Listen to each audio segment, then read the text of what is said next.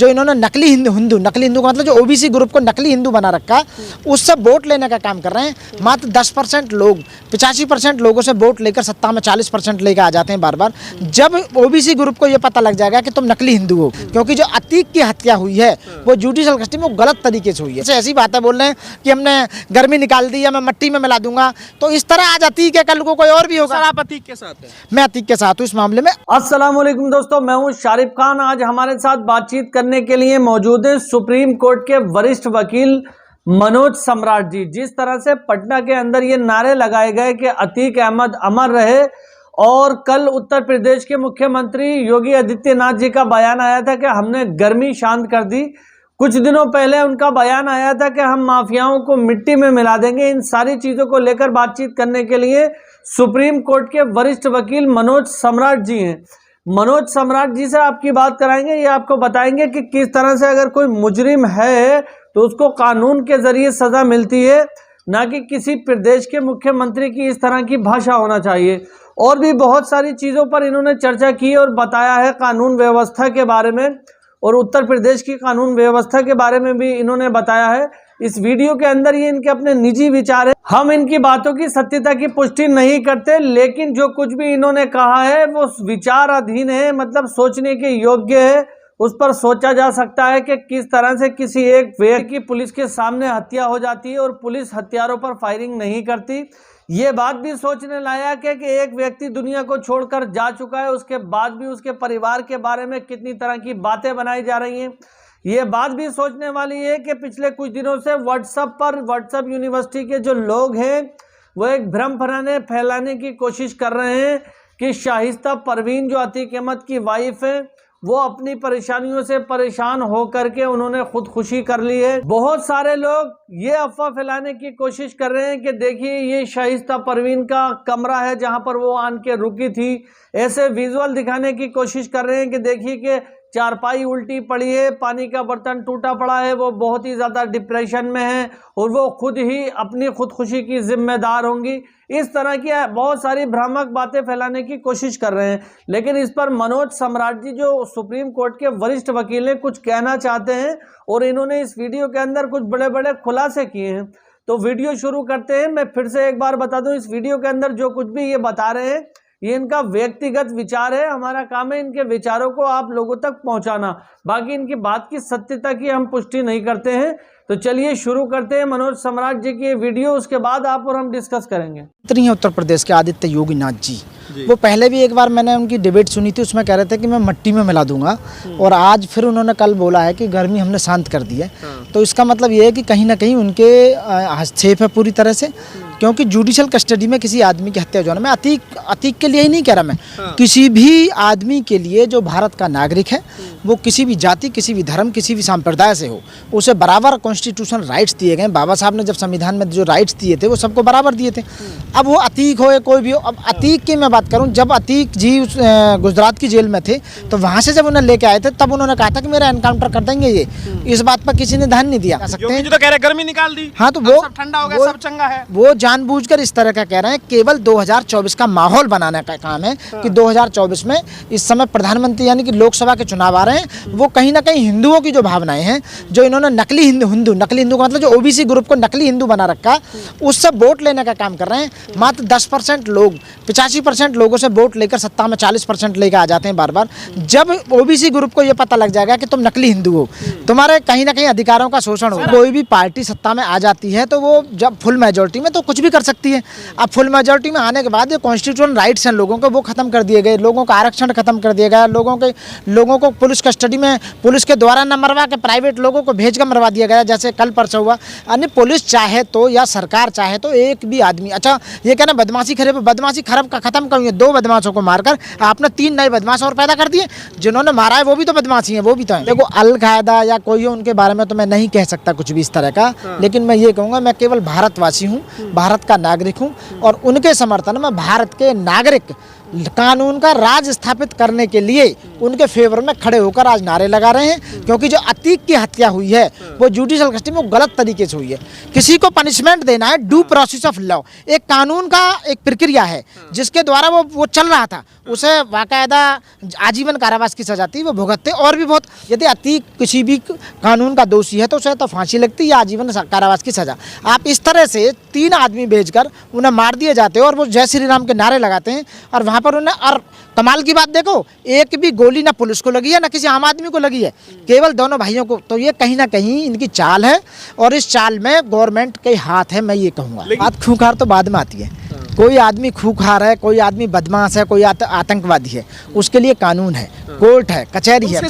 CrPC evidence constitution के तहत में किसी आदमी को सजा याफ्ता दी जाती है, उसी के हिसाब से वो भुगता है। अतीक के समर्थन में तब से लोग आने शुरू हुए, तब लोगों को गलत लगा कि उनकी जो डेथ की गई, हत्या जो की गई, वो गलत तरीके से की गई है। और गलत तरीके से की गई है तो जो कानून का राज स्थापित करना चाहते हैं वो इस बात की आवाज़ उठा रहे हैं, वो संस्थाएं आवाज़ उठा रही हैं, वो दल आवाज़ उठा रहे हैं, वो राजनीतिक लोग आवाज़ उठा रहे हैं, वो सामाजिक सुरक्षा या सामाजिक क्रांतिकारी वो आवाज़ उठा रहे हैं कि अतीक के साथ जो हुआ है वो गलत हुआ है। वो बेशक बदमाश सही, वो कैसा भी सही, पहले वो राजनेता था। राजनेता तो दूसरी बात है कि उसके साथ जो, उसके जो बेटे के साथ जो हुआ, उसके परिवार के साथ हुआ, वो गलत तरीके से, गलत प्रोसीजर को, गलत उसको अडॉप्ट करके आप जो फिर उसके ऊपर से ऐसी बातें बोल रहे हैं कि हमने गर्मी निकाल दी या मैं मट्टी में मिला दूंगा। तो इस तरह आज अतीक है, कल को कोई और भी होगा। आप अतीक के साथ हैं? मैं अतीक के साथ हूँ इस मामले में। ऐसा नहीं कि बदमाश अतीक, अतीक के साथ जिस तरह से हमला हुआ, जिस तरह से मैं ये कहूँगा बिना लॉ के उसे मारा गया, बिना एक प्रक्रिया को अपनाए उसे मारा गया, वो अतीक के साथ गलत हुआ। उस प्रोसीजर के खिलाफ हूँ मैं, इसलिए मैं अतीक के साथ हूँ। अतीक ने कानून को नहीं माना, जब तो जेल में था। तो इसका मतलब ये थोड़ी उसे आजीवन कारावास की सजा मिलनी चाहिए थी, उसे फांसी की सजा मिलनी चाहिए। इसका मतलब ये थोड़ी उसे तुम ऐसा मार दोगे। इस तरह से एक बदमाश को मारने के बाद 3 बदमाश और पैदा हो गए। अब इन तीनों को जिसने मारा, ये तो वीडियो भी है, आप देखते हैं इन तीनों को फांसी की सजा कब होती है। मैं अब जांच की जरूरत ही नहीं है, अब इन तीनों को फांसी की सजा दो। स्पीडी ट्रायल से जल्दी अतीक के मर्डर केस में इन तीनों को जल्दी से जल्दी मैं फांसी की मांग करता हूँ, ड्यू प्रोसेस ऑफ लॉ। ठीक है, यही कहता है इस तरह से यदि हत्या हुई है तो उनको फांसी की सजा मिलेगी। इन तीनों को मेरे हिसाब से, जितना मेरे को अनुभव है कानून का, अतीक और उसके भाई के मर्डर के केस में इन तीनों को सीधी सीधी फांसी की सजा होगी। जय श्री राम के नारे क्यों लगे? वो सब आप बताइए, जय श्री राम के नारे मार कर आप, तो उसका मतलब ये कि कहीं ना कहीं 2024 की भूमिका बना रहे हैं आप हिंदुओं की वोट लेना चाह रहे हैं, आप हिंदुओं की वोट लेकर दोबारा से 2024 में सत्ता पाना चाहते हैं। तो लोग समझदार हैं, पढ़े लिखे हैं, लोग सब जानते हैं। SC ST OBC माइनॉरिटी जितने भी हैं सब जानते हैं कि हो क्या रहा देश के अंदर। आप कानून का राज स्थापित करने में फेल रहे, आपकी जुडिशियल कस्टडी, पुलिस कस्टडी में एक आदमी का मर्डर हो गया। अब ये बात साबित नहीं करती है कि वो बदमाश था क्या था। बात ये है, क्वेश्चन यहाँ ही अराइज होता है, ये क्वेश्चन सवालिया निशान पैदा होता है कि एक आदमी को पुलिस कस्टडी में ऐसे कैसे आम आदमी को मार सकते हैं आप। अभी इन्होंने क्या करा, उन 5 पुलिस वालों को थाने के जिसके अंडर मत हुआ उनको सस्पेंड कर दिया है, उनको जेल भेज दिया है। मैं कह रहा हूँ वो भी उसी के लायक है। ना कोई पुलिस वाला घायल हुआ, ना कुछ हुआ।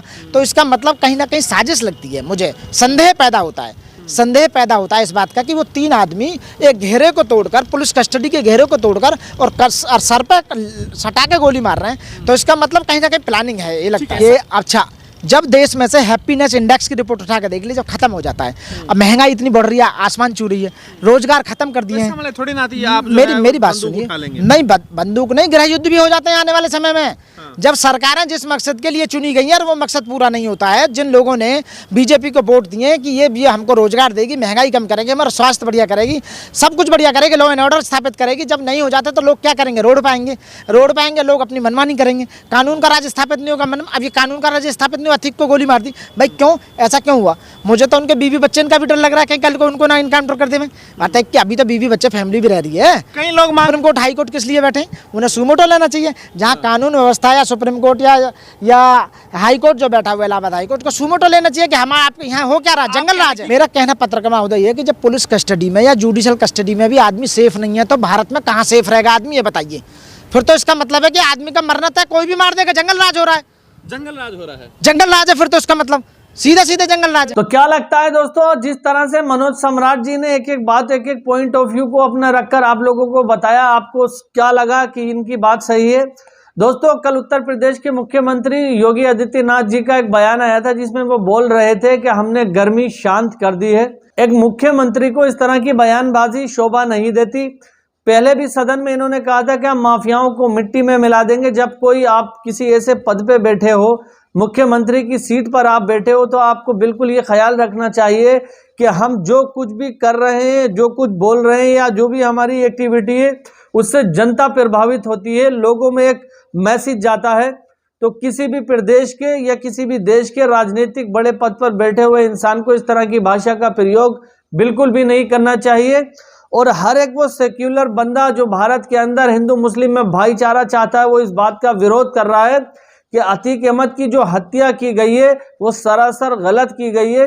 अतीक अहमद को अगर आप एक माफिया मानते हैं तो अतीक अहमद को एक माफिया को मारने के लिए 3 माफियाओं को पैदा होना पड़ा। जिन लोगों ने अतीक अहमद की हत्या की वो भी तो माफिया हैं। उनका स्टेटमेंट भी आया है कि हम अपना नाम कमाना चाहते थे और ऐसे किसी बड़े डॉन को मार करके हम खुद डॉन बनना चाहते थे। तो ये कहीं ना कहीं सवाल खड़ा होता है कि यूपी में माफियाओं का राज खत्म नहीं हुआ, बल्कि एक अगर गया तो 3 और आ गए। अब इस पर पुलिस की जो कार्रवाई है, पुलिस ने उनको जेल भेज दिया, लाइव वीडियो है उनकी, उसके बाद भी उनके ऊपर कार्रवाई में इतना टाइम क्यों लग रहा है, ये सारी चीजें सोचने योग्य। आप क्या सोचते हैं फिलहाल कमेंट में बताना। अगर आप हमें सपोर्ट करना चाहते हैं तो हमारे चैनल को सब्सक्राइब करके बेल आइकन पर ऑल का बटन सेलेक्ट कर सकते हैं, वीडियो को लाइक कर सकते हैं।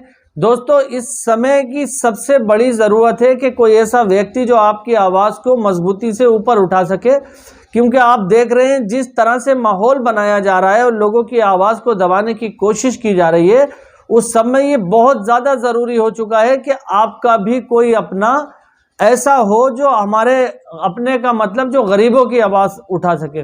मैं अपने उन SC, ST, OBC, दलित और गरीब तबके के भाइयों से ये बात बोल रहा हूँ कि आपका अपना कोई ऐसा होना चाहिए जो आपकी आवाज़ को बड़े लेवल तक लेकर के जा सके। तो इसलिए कह रहे हैं कि हमें अपनी आवाज़ बनाइए, हमें सपोर्ट कीजिए, हम आपकी हर एक आवाज़ को ऊपर तक उठाएंगे। हमारे चैनल को सब्सक्राइब कीजिए, वीडियो को लाइक कीजिए और इसको शेयर कर देना। शेयर करने के बाद बहुत ज़्यादा सपोर्ट मिलती है। तो इंशाल्लाह फिर मिलूंगा इसी तरह की एक नई वीडियो के साथ। तब तक के लिए खुदा हाफिज़, जय हिंद, जय भारत।